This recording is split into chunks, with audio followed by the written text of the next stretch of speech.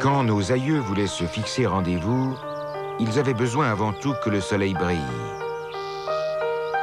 Le premier rendez-vous secret que nous rapporte la tradition date de la Grèce antique. Lorsque ton ombre mesurera 16 pieds, Bérénice, Amasis t'attendra dans le bois d'olivier. La première horloge est l'être humain lui-même, ou plus exactement son ombre. Un rendez-vous fixé quand l'ombre mesurera 16 pieds aura lieu à peu près à 10 h du matin. Les pyramides d'Égypte. Ces monuments sublimes sont les plus grands tombeaux jamais édifiés par l'homme, et aussi les plus grandes horloges. Les pyramides les plus anciennes servaient aux Égyptiens à lire l'heure d'après le déplacement de leurs ombres. À côté de petits bâtons faisant office de cadran solaire, à côté des clepsydres, les horloges à eau, on eut bientôt de somptueux obélisques, en hommage au dieu qui régit le temps.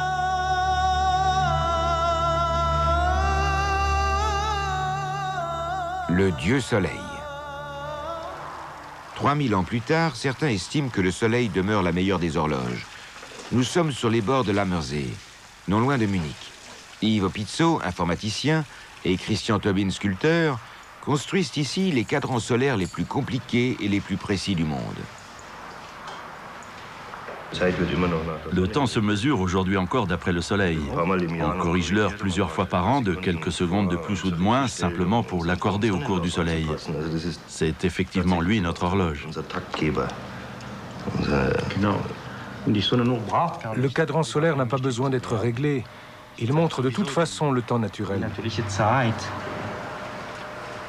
L'horloge solaire que voici est précise à quelques secondes près. Mais ce n'est pas la précision qui fascine les deux constructeurs.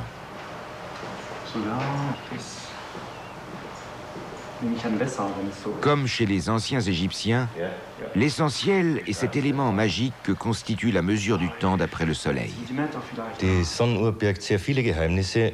L'horloge solaire recèle de très nombreux secrets, parce qu'elle reflète tous les phénomènes observables dans notre système solaire et au-delà. Elle les reflète par la projection sur une surface de l'ombre de la pointe. Donc tout ce qui se passe autour de nous, le fameux ciel étoilé au-dessus de nous, cela se retrouve sur le cadran.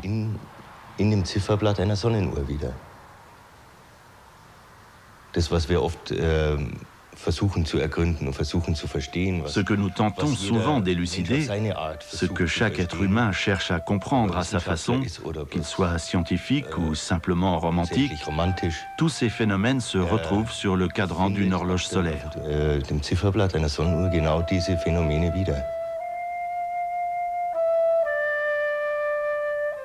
Des rayons de soleil pétrifiés. Ainsi, les anciens Égyptiens désignaient-ils leurs obélisques qui symbolisaient le dieu Ra, leur divinité suprême.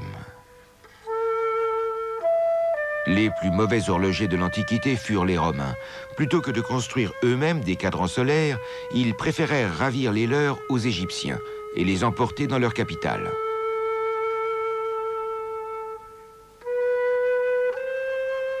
Le plus bel obélisque conservé est aussi le plus haut, 34 mètres. Il provient de la ville égyptienne d'Héliopolis, la ville du soleil.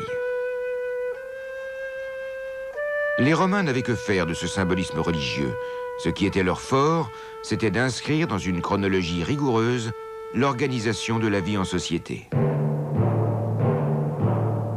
À l'époque de Jules César, la circulation dans Rome est déjà si dense que l'empereur intervient personnellement. Il fixe les heures où les divers véhicules auront le droit d'emprunter les rues. Une autre disposition concerne les moments où les habitants ont le droit de s'approvisionner en eau potable. César introduit aussi son nouveau calendrier, dit calendrier julien. Auparavant, les sénateurs, en manipulant le calendrier, pouvaient prolonger l'exercice de leur mandat. Désormais, la loi règne sur le temps.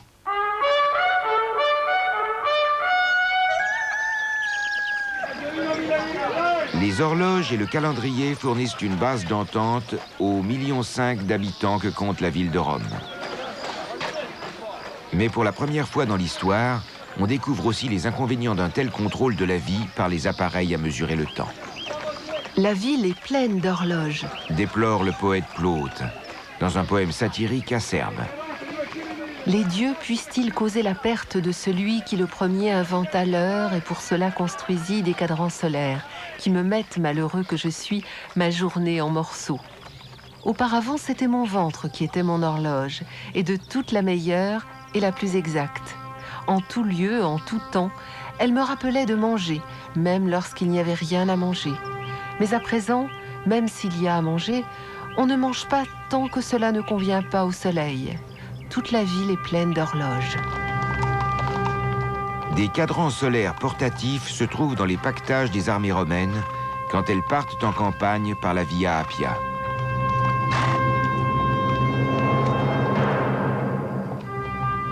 Aux peuples vivant au-delà des frontières de l'Empire, ces armées imposent non seulement le pouvoir des Césars, mais aussi leur nouvelle gestion du temps.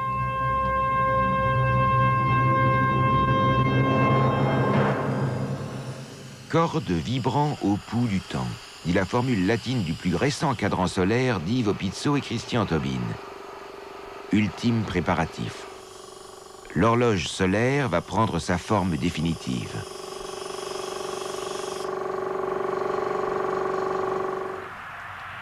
Ces lignes extrêmement complexes dessinent les mouvements de la Terre dans l'univers. Seul l'ordinateur a pu les calculer. Mais leur lecture demeure très simple. Et où se trouve Octobre?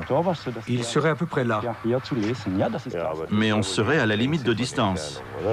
Comme ça, peut-être. C'est de plus en plus net. Là, ça se déchiffre bien. Là, c'est bien. Oui, la couleur du verre est très belle, vraiment. L'horloge solaire ne dépend que de la nature. C'est le temps mis par la Terre à tourner sur son axe qui l'a fait fonctionner, pas le fonctionnement de chiffres.